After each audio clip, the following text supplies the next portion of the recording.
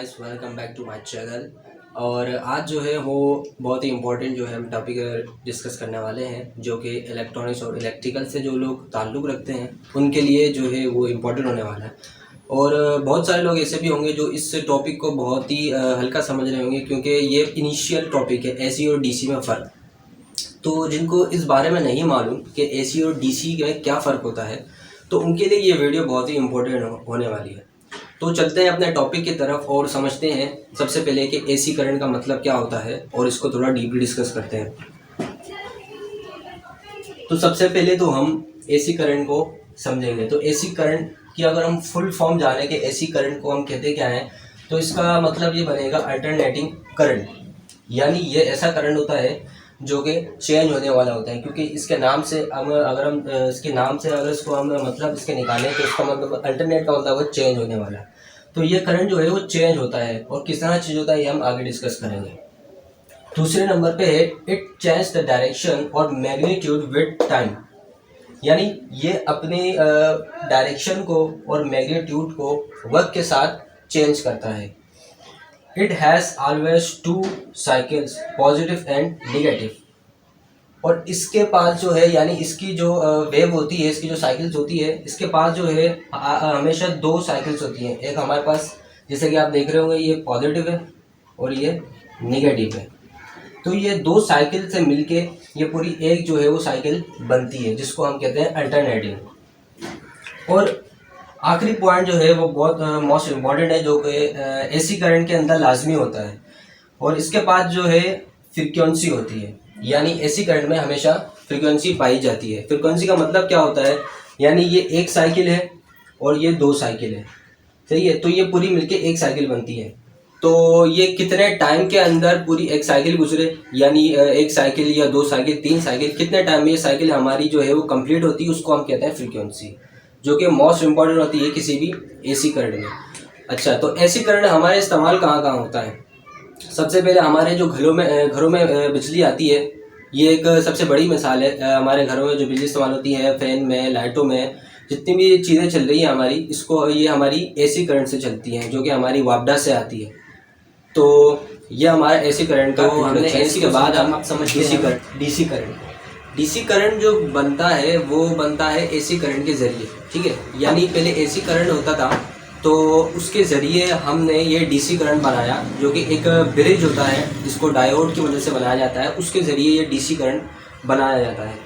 तो DC current में सबसे पहले, जैसे कि हमने पहले पढ़ा, एसी करंट का मतलब है अल्टरनेटिंग करंट, जो कि चेंज होता है। लेकिन डीसी करंट का मतलब ये है, ये डायरेक्ट करंट है। यानी डायरेक्ट करंट का मतलब इसमें अल्टरनेटिंग नहीं है, ये डायरेक्ट होता है। इसके बाद it has one direction and no magnitude. जैसे उसमें डायरेक्शंस होती थी और टाइम के साथ डायरेक्शन चेंज होती थी, मैग्नीट्यूड चेंज होता था। लेकिन इसके अंदर ना डायरेक्शन, इसके अंदर सिर्फ वन डायरेक्शन होती है और मैग्नीट्यूड नहीं होता। तीसरा पॉइंट है इट हैज़ नो फ्रिक्वेंसी, और इसमें फ्रिक्वेंसी भी नहीं होती, ये विदाउट फ्रिक्वेंसी होता है। It always operates on low voltages. AC current जो है हमारे पास वो हाई वोल्टेजेस पे ऑपरेट होता है, जैसे कि 110, 220। और हमारे पास जो डीसी वोल्टेज होता है ये लो वोल्टेज पे ऑपरेट होता है। यानी हमारे पास 3.3 वोल्ट भी हो सकते हैं, 5 वोल्ट भी हो सकते हैं, 12 वोल्ट भी हो सकते हैं। तो ये लो वोल्टेज पे ऑपरेट होता है। तो इसका जो वेव होती है हमारी डीसी करंट की, वो कुछ इस तरह से होती है। जैसे हमने पढ़ा, ये डायरेक्ट करंट है। डायरेक्ट का मतलब ये सिर्फ स्ट्रेट लाइन होती है, इसमें कोई चेंजिंग नहीं होती। यानी अगर आप बोलें, जैसे एसी करंट में हमारे पास पॉजिटिव होता है और एक नेगेटिव होता है, लेकिन इसमें सिर्फ डायरेक्ट करंट होता है, सिर्फ और सिर्फ पॉजिटिव। इसके बाद अब बात रही सिंबल की। सिंबल जो है इसका एसी करंट का अलग होता है, डीसी करंट का अलग होता है। बहुत सारी जगहों पे ये सिंबल इस्तेमाल होता है, जिससे हमें पता चलता है कि इसमें डीसी इनपुट हो रहा है या एसी इनपुट हो रहा है, या फिर एसी आउटपुट हो रहा है या फिर डीसी आउटपुट हो रहा है। तो ये दो सिंबल हैं एसी और डीसी के, जिससे हम ये पता लगा सकते हैं कि कौन सा एसी है और कौन सा डीसी है। तो ये हमारे पास जो सिंबल है वो डीसी का सिंबल है, और ये सिंबल हमारे पास एसी का है। तो अब अगर हम कहीं पर टेस्ट करने हैं एसी वोल्टेज और डीसी वोल्टेज हम टेस्ट करना चाह रहे हैं, तो इसके लिए एक मीटर इस्तेमाल होता है। तो अगर आप जैसे डीसी वोल्टेज चेक करना चाहते हैं किसी बैटरी के, तो इस मीटर के ज़रिए, इस मीटर पे अगर हम देखें तो एक सिंबल बना हुआ है डीसी का, जो कि मैंने अभी यहाँ आपको बताया डीसी का सिंबल है। तो इस सिंबल को देख के आप ये पहचान सकते हैं कि हमारी इस रेंज के अंदर जितने भी वोल्टेज आ रहे हैं, इसमें हम डीसी वोल्टेज चेक कर सकते हैं। और अगर आप एसी वोल्टेज चेक करना चाह रहे हैं तो इसके लेफ़्ट साइड पे, इसके बराबर में लेफ़्ट साइड पे मेरे एसी का एक सिंबल बना हुआ है।